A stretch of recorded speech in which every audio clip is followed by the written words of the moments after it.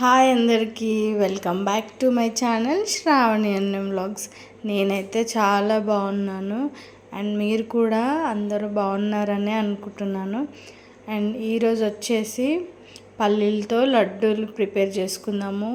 So దానికోసం first అయితే stove on చేసి కడాయి పెట్టుకొని ఒక కప్పు పల్లీలని తీసుకోండి.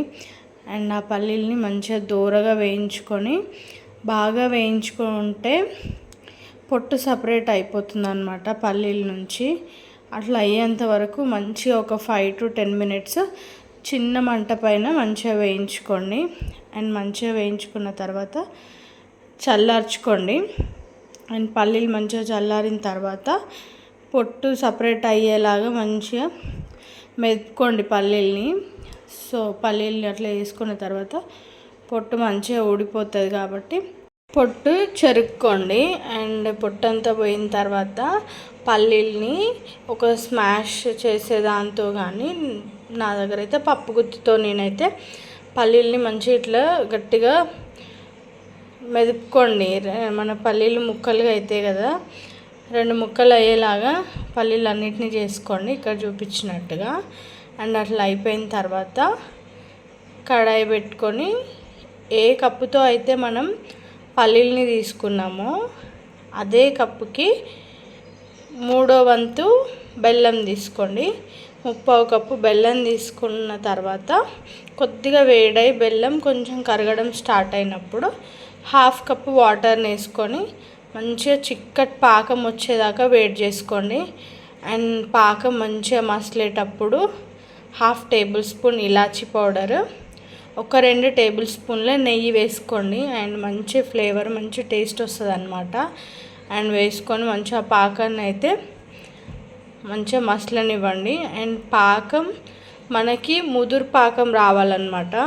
అండ్ నీళ్ళల్లో వేసి చెక్ చేసుకుంటే మనం వేసిన పాకం ముద్దలాగా అవుతుంది. సో అట్లా అర్థం కాకపోతే ఏం చేయండి అంటే, మంచిగా చిక్క పాకం వస్తున్నప్పుడు ఏం చేయండి, చేతికి ఇట్లా అంటే మనకి తీగ పాకం అంటారు కదా, అట్లా వచ్చినా పర్లేదు. లేదు వాటర్లో వేస్తే మనకి వేసినట్టుగా అట్లా ముద్దలాగే ఉంటుంది అన్నమాట. అట్లయినా పర్లేదు, ఇట్లయినా పర్లేదు, ఎట్లా అయినా సరే పాకం చిక్కగా అయిపోయిన తర్వాత దాంట్లోకి మనం స్మాష్ చేసి పెట్టుకున్న పల్లీలను వేసి మంచిగా కలుపుకోండి. అండ్ ఒక 5 to 10 minutes చిన్న మంట పైనే కలుపుతూ ఉండండి. అండ్ మంచిగా కలుపుకున్న తర్వాత ఒక 5 minutes అట్లా చల్లార్చుకోండి. అండ్ 3-4 days నుంచి అసలు వీడియోస్ ఒక్కటి కూడా పోస్ట్ చేయట్లేదు అనమాట.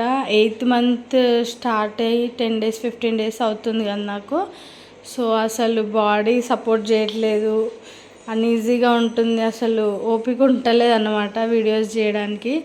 అందుకని 3-4 రోజుల నుంచి అసలు ఏం వీడియో చేయలేదు. కానీ చూసే కొంచెమంది అయినా సరే చూస్తున్నారు కదా అని ఈరోజైతే ఓపిక తెచ్చుకొని మరీ వీడియో చేసిన.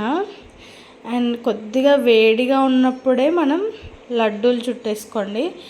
వేడి లేనప్పుడు చల్లారిందనుకో అసలు లడ్డూలు చేయడం మన వల్ల అవ్వదన్నమాట.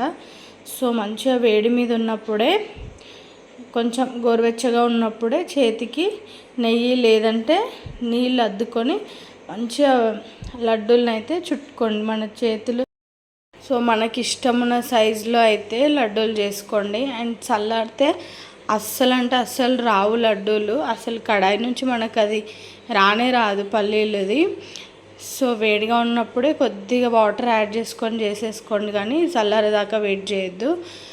అండ్ పల్లీల పట్టీలు, పల్లీల లడ్డూలు చాలామంది ట్రై చేసి అసలు రావు అనుకునే వాళ్ళు ఒక్కసారి ఈ మెజర్మెంట్స్తో ట్రై చేసి చూడండి.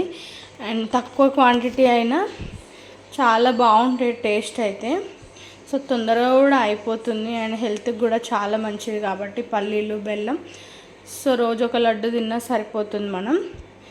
అండ్ ఈ కొలతలతోటి ఒకసారి ట్రై చేసి చూడండి. క్వాంటిటీ ఎక్కువైనా సరే తక్కువైనా సరే తొందరగా అయిపోతుంది అండ్ ఈజీగా ఉంటుంది, హెల్త్కి కూడా చాలా మంచిది కాబట్టి తప్పకుండా ట్రై చేయండి.